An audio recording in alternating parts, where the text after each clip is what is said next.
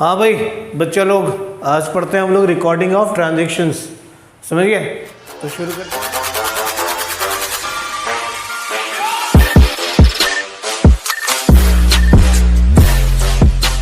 Recording of transactions accountancy में किसी भी ट्रांजैक्शन को कैसे रिकॉर्ड करते हैं। कोई भी इवेंट जो होता है ना, कोई भी जो बिजनेस इवेंट होते हैं, कोई भी जो बिजनेस ट्रांजैक्शंस होते हैं, उन ट्रांजैक्शंस को हम कैसे रिकॉर्ड करेंगे उसके बारे में हम यहाँ पर पढ़ते हैं। ठीक है, तो सबसे पहले देखो क्या लिखा मैंने। बिजनेस ट्रांजैक्शन क्या है?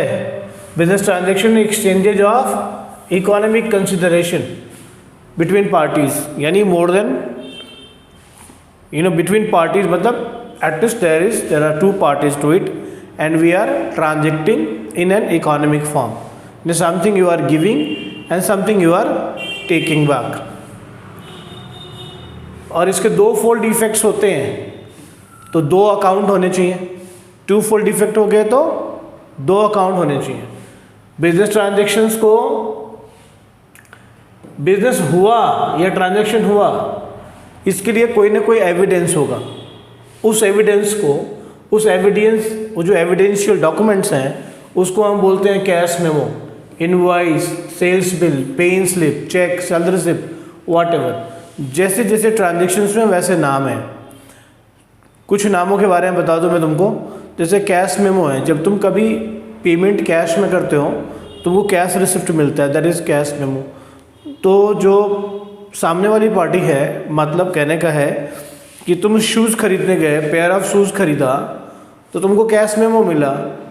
तो कैश मेमो में जो भी चीज़ें ट्रांजैक्शंस लिखे हुए हैं उसकी एक कॉपी शॉपकीपर के पास में है या उस बिजनेस हाउस के पास में है, उसके लिए वही रिकॉर्ड होगा, है ना, कि ट्रांजैक्शन का उसके लिए वो एक रिकॉर्ड हो गया। वैसे ही इनवॉइस होता है। अगर कभी उधार में बेचा जाता हो, एक बिजनेस हाउस दूसरे बिजनेस हाउस को उधार में सामान बेचता हो, तो उसके लिए वो क्या करता है, तो इनवॉइस देता है, बिल देता है। तो उसकी कॉपी एक किसके पास भी होती है, एक कॉपी उसके पास भी होती है। तो ये जो कॉपी होता है ये एक तरीके का एविडेंस होता है, एक तरीके का सबूत होता है कि हाँ भाई ये ट्रांजैक्शन हुआ है। ठीक है, तो वो डॉक्यूमेंट जो तुमको एविडेंस ट्रांजैक्शन का प्रोवाइड करे उसको हम बोलते हैं वाउचर। क्या बोलते हैं? सोर्स डॉक्यूमेंट बोलते हैं या वाउचर। क्या लिखा मैंने? Document which provides evidence of the transaction. Transaction का जो भी एविडेंस स्थापित करे उसको हम सोर्स डॉक्यूमेंट बोलेंगे या इसको हम क्या बोलेंगे?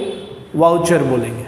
ठीक है, कभी कभार तो क्या होता है कि कोई डॉक्यूमेंट्री एविडेंस नहीं होगा, कुछ एक्सपेंसेस के, छोटे मोटे खर्चों के, कभी कोई डॉक्यूमेंट्री एविडेंस नहीं भी हो सकते।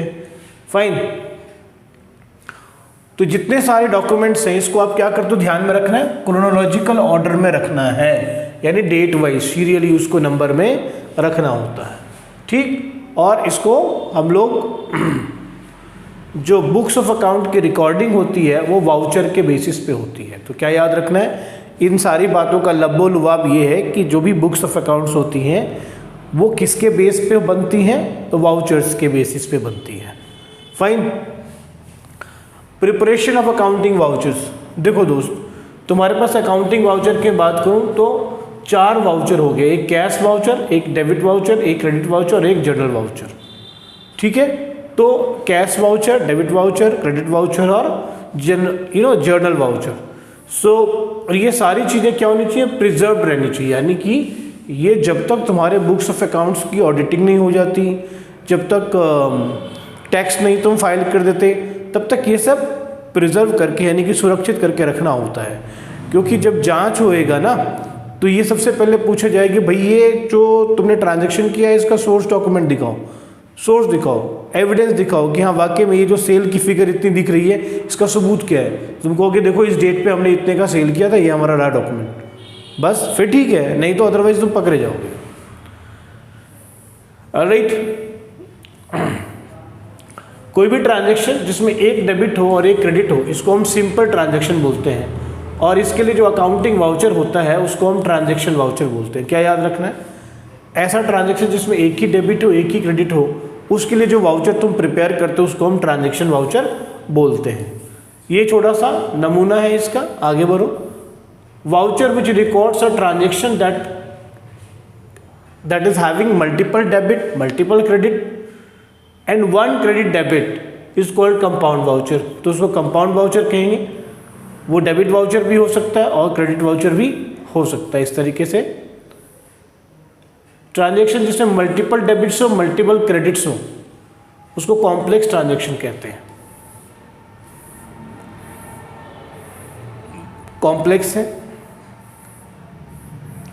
एक बात क्या याद रखनी है कि इस अकाउंटिंग वाउचर का कोई पर्टिकुलर स्पेसिफिक ना डिज़ाइन नहीं होता, कोई फॉर्मेट नहीं होता।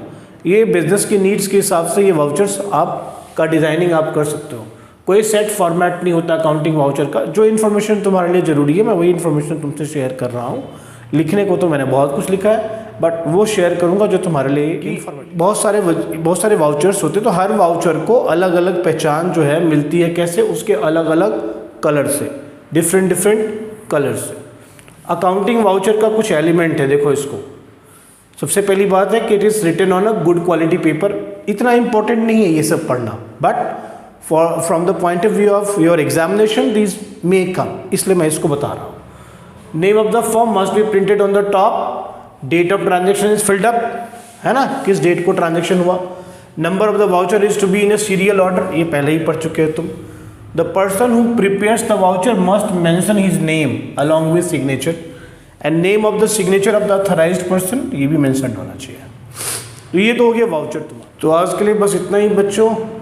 रिकॉर्डिंग ऑफ ट्रांजेक्शन्स के बारे में, वाउचर्स के बारे में आपने सीख लिया, क्या करते हैं, कैसे करते हैं। अगली क्लास में हम लोग मिलते हैं एक नए टॉपिक के साथ, ठीक है। तब तक के लिए bye, thank you very much.